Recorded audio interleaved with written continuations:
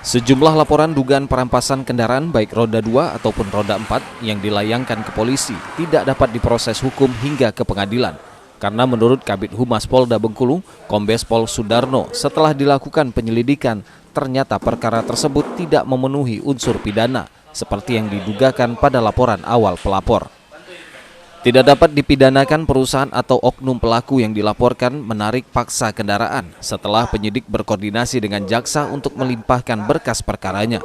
Seperti disampaikan Kabid Humas, apa yang dilakukan para terlapor tersebut menurut jaksa bukan tindak pidana perampasan. Kabid Humas menjelaskan edaran yang dikeluarkan Mahkamah Agung terkait larangan penarikan paksa kendaraan yang masih kredit melalui leasing meski kendaraan tersebut menunggak angsuran adalah penarikan paksa oleh oknum yang tidak jelas identitasnya dan mengatasnamakan salah satu perusahaan pembiayaan atau leasing. Kenapa di kepolisian ini tidak bisa lanjut? Karena ternyata mereka ini juga ada prosedurnya untuk penarikan itu kan ada prosedurnya tuh, enggak mereka serta-merta narik. Yang di keputusan MA itu tidak boleh menarik kalau mereka serta-merta.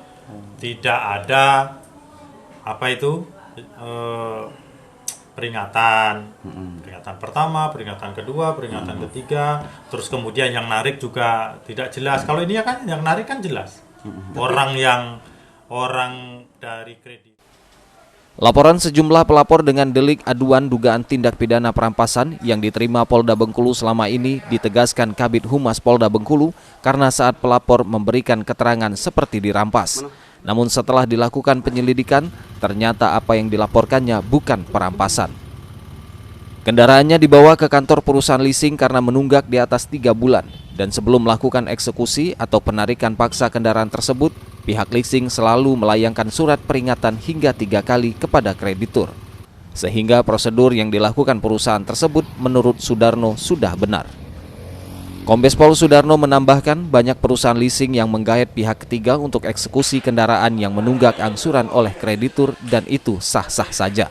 Jadi permasalahan seperti itu antara orang yang melaporkan pertama ke SPKT dengan pada saat BAP sudah beda. Tapi artinya laporan bukan pengambilan paksa. Mereka diajak ke kantor, mobilnya diambil karena mereka sudah menunggak. Tapi diajak ke kantornya dengan paksaan. Nah, pokoknya ikut dulu. Ya ikut dulu pasti diajak itu. Kalau enggak kan nggak mau.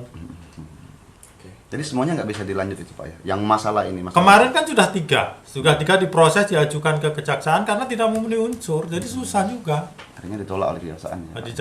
Sama kejaksaan ditolak karena tidak mempunyai memenuhi unsur perampasan. Tidak pidananya nggak terpenuhi ya? Kecuali kalau kayak kasus yang kemarin sampai. Perkara berkaitan dengan penyitaan kendaraan di jalan raya karena menunggak angsuran, menurut Sudarno dapat dipidanakan jika terjadi aksi kekerasan atau penganiayaan oknum pihak leasing atau debt collector. Aliantoro, RBTV melaporkan.